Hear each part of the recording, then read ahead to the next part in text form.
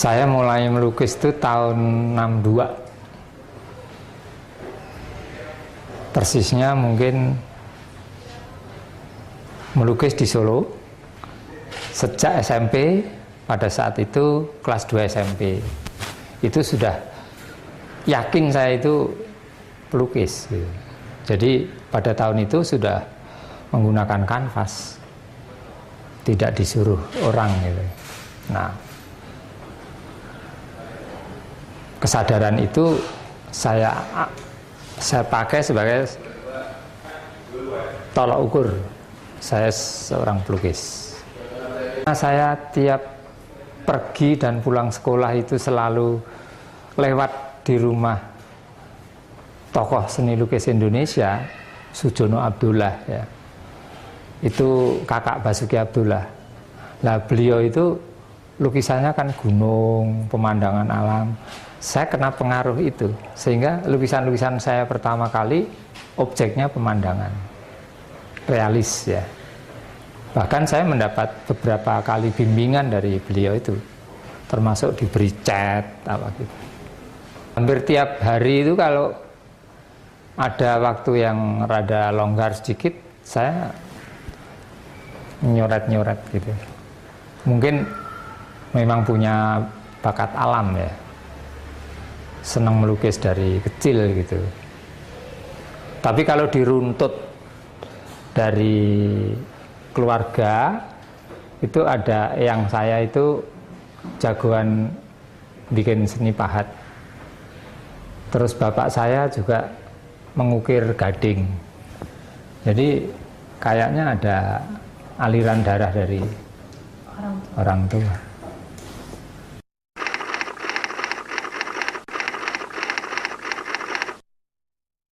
Ya, sesudah saya yakin bahwa saya itu melukis atau menjadi pelukis sejak muda itu saya pupuk. Kemudian berlanjut di tingkat SMA, ketemu lagi dua guru yang hebat, yaitu dari HBS, Himpunan Budaya Surakarta, namanya Pak Sumitro dan Pak Suyanto. Dua tokoh ini, yang satu memang guru menggambar, yang satu guru ilmu pasti, ilmu stereometri ya.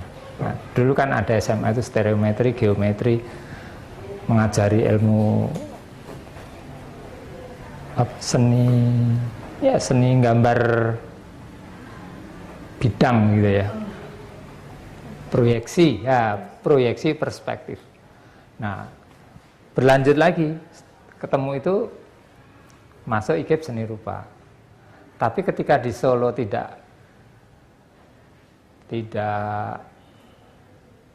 banyak apresiator ya, maka saya pindah ke Jakarta. Karena bidang seni lukis itu kurang diminati kayak di Solo. Saya pindah ke Jakarta, ketemu orang-orang yang memang punya talenta sebagai seniman hebat. Terlebih ketika di pusat kesenian ini, saya kan sering ketemu sama Nazar, Usman Effendi, Avandi, Pak Mustika. Nah, itu kayaknya dorongan untuk lebih mengembangkan profesi itu semakin nyata.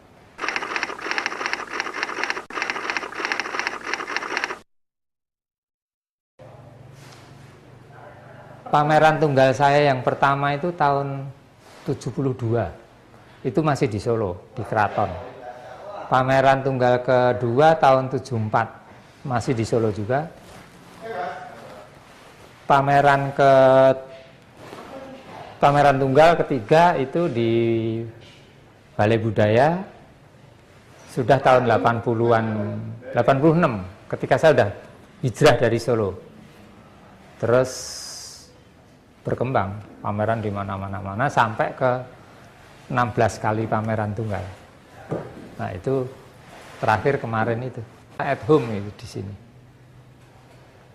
Selain pameran di beberapa negara, menjadi wakilnya Indonesia di pameran keliling ASEAN, menjadi salah satu peserta pameran Indonesia di Amerika, menjadi salah satu peserta dari pameran Indonesia di negeri Belanda, terus pameran di Belgia, diundang Biennale di Polandia, diundang Triennale di Mesir, kemudian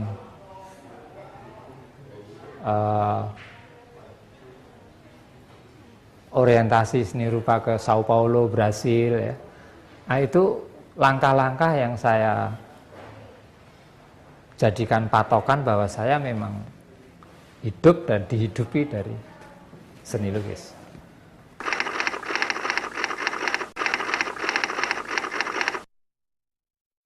Kalau yang ikan itu saya melukis sejak pulang dari Brasil.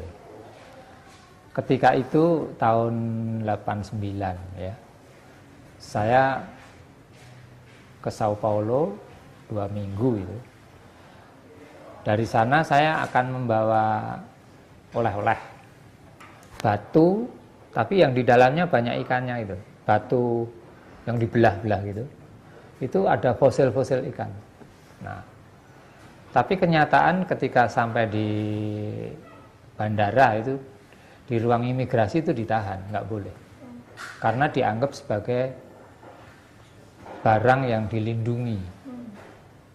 Saya tunjukkan kwitansi, tetap saja mereka nggak bisa menerima. Tetap itu harus ditinggal.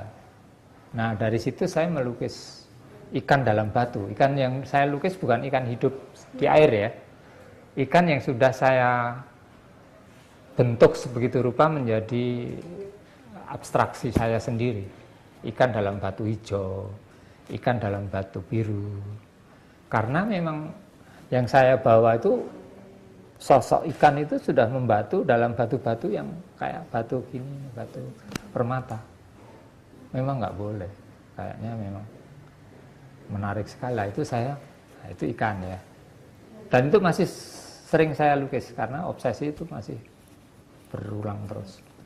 Wanita itu karena saya menghargai seorang wanita, baik dari ibu maupun sosok wanita yang lain yang melahirkan saya, yang mendampingi saya.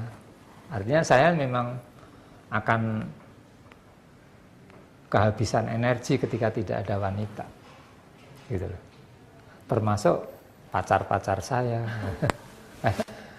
temen dolan, dan itu kan memberi inspirasi yang beda, ya kan? Nah, itu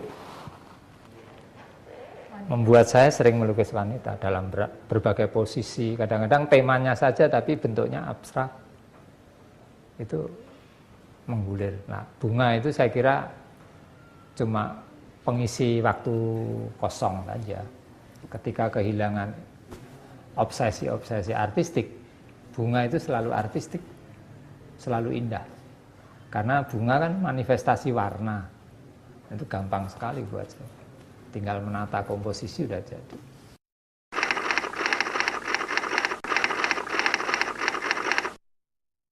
Saya melukis dengan tema rampokan itu sejak tahun 96. Persisnya itu terinspirasi ketika Indonesia atau khususnya di ibu kota itu terjadi banyak huru-hara politik ya. Pada saat itu klimaks dari huru-hara yang saya lihat itu markas PDI dibakar itu loh. Ketika mimbar bebas terus markas PDI dibakar oleh sekelompok orang. Itu menginspirasi saya untuk melukis rampokan. Karena berawal dari situ ternyata huru-hara itu semakin meluas. Demo mahasiswa, kemudian dilawan oleh tentara, ya, sampai klimaks yang lebih dahsyat lagi, penggulingan Soeharto. Nah, itu benar-benar merupakan sebuah fenomena yang menurut saya mengerikan. Ini persis seperti ketika kaum Pandawa memasuki prosesi pertempuran melawan Kurawa. Itu terjadi sebuah peristiwa yang luar biasa, saling bunuh, ya, saling memfitnah, kemudian infiltrasi dan seterusnya, sampai jatuh banyak korban. Nah, perampokan sendiri bermuara pada sebetulnya sosok wayang kulit, yang di situ digambarkan puluhan orang berbaris, membawa tombak, membawa keris, naik kuda dan seterusnya, yang sedang maju menuju medan perang. Nah, itu mengilhami saya untuk melukiskan keadaan chaos di Indonesia ini dengan mengambil atau dipengaruhi oleh fenomena yang terjadi pada sosok wayang itu. Nah, ini juga banyak pengamat mengatakan itu justru lukisan Anda yang paling hebat, karena secara filosofis, historis, artistik terwakili semua. Jumlahnya nggak banyak. Sampai hari ini paling pol itu sekitar 30 buah. Tetapi itu mempunyai satu benang merah peristiwa-peristiwa sosial politik yang luar biasa. Misalnya peristiwa Lapindo, ya, itu cuma satu aja. Ya kan? Kemudian korupsi, ya kan, yang tidak bisa diatasi secara hukum, satu. Kemudian Jakarta dibakar oleh orang-orang itu, oleh serombongan pasukan yang sulit diketahui siapa dalangnya, itu satu. Maka muncul siluman api, ya, itu semuanya dari tema rampokan itu. Nah, ini saya berharap kalau akan dikoleksi orang, yang mengoleksi satu, sehingga nanti dalam sebuah ruangan milik orang yang menyimpan itu bisa dilihat perkembangannya.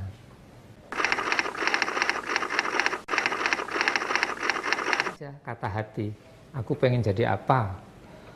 Misalnya pengen jadi pelukis potretnya, ya udah latihan melukis potret. Pengen jadi pelukis pemandangan alam, ya harus berburu alam yang indah-indah. Dolan kemana, ya, ke tempat yang menyenangkan, yang memancing inspirasi sehingga dapat diwujudkan. Nah, itu aja. Saya kira latihan.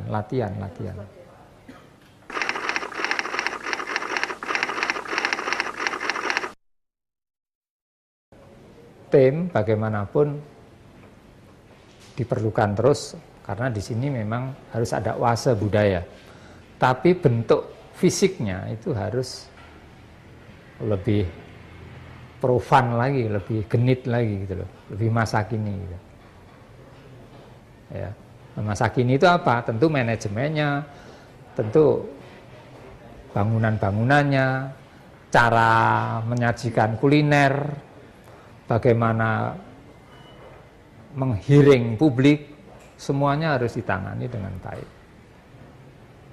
Nah, saya salah satu yang